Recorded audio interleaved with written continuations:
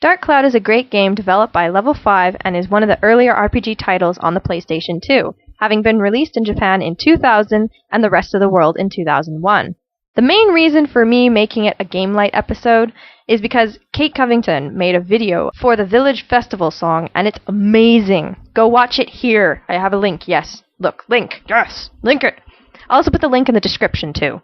So the story takes place in a world called Terra, which has 2 continents, the Western and Eastern continent. Simple, yes? The Eastern continent specializes in technology, whereas the Western continent is more in tune with nature, and is where the main story takes place.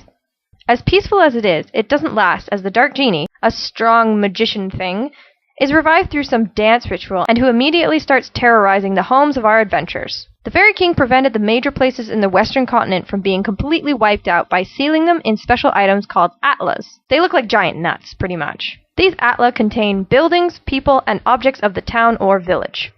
This is where you, Tone, a normal boy from the village of Norun, are given a blue stone called an Elemia, which can absorb the contents of the atlas and rebuild what was lost in the attack. This begins the adventure for Tone, where he must restore the world and defeat the Dark Genie while gaining a variety of friends along the way, ranging from a cat that turned into a human to... I don't even know what the fuck this is. It's like a bunny with socks on its face, I think.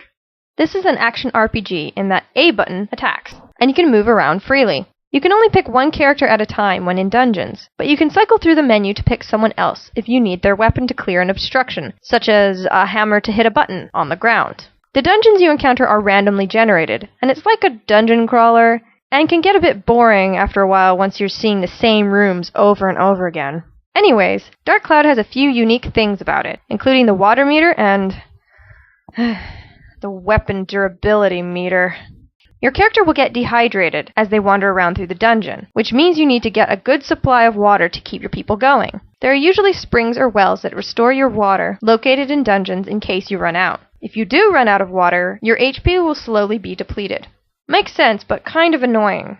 However, it's not nearly as annoying as the stupid weapons and their tendency to break. Any fucking game where your weapon breaks frustrates me to no end. I have mentioned this before, since some games have the same aspect. Fragile Dreams! And yes, it may be realistic, kind of. Sega Frontier 2! But it really just frustrates the player. But in this game, you upgrade your weapon through hard work, absorbing experience points for the weapon to use and upgrade it, leveling it up into something much cooler. Sometimes you have this amazing weapon that took you forever to create and make perfect, and then all of a sudden, you forgot to repair it just before it was going to break. And then what happens to it? You lose everything and are given the weapon you first started off with. You could go from the best weapon in the game to the starting weapon in the game if you forget to repair it when fighting. I remember going through a dungeon with Tone and I hadn't saved in hours, and I ended up breaking my fucking weapon. I stopped playing the game for a week because I was so fucking pissed off at the stupid game mechanic, and I yelled at my cat. The other part of the gameplay is the rebuilding of towns. And no, it's not that you build everything from scratch and use your imagination. Instead, you get pre-made houses like Tone's house or the bakery, and you can place them however you want on the map that's provided. Sure, you can do that, but if you go listen to the residents of the town, you can manipulate it so that everyone's needs are met, gaining very valuable items in the process. You have to plan out everything once you get all the pieces for the town, juggling requests like, I want to be closer to the water source, or I would like to see the sunset from my front door. Good thing you can act like a god and lift houses and place them near rivers that you magically create. The music is great and it has a very distinct sound to it. If you've played most of Level 5 games, you'll notice the similarities right away since the composer did both Dark Clouds, the Professor Layton games, and Rogue Galaxy. It's really interesting when you play Level 5 games as they use the same distinct sound effects for things as well, which I noticed a lot when playing Dragon Quest VIII. Overall, Dark Cloud is a solid game. Doesn't really focus on story so much, or character development, but the weapon upgrading system, the music, and the rebuilding of towns makes the game very unique. It's one of those games you don't regret playing all the way through. Oh, and if you have time, play Dark Cloud 2. Solid series.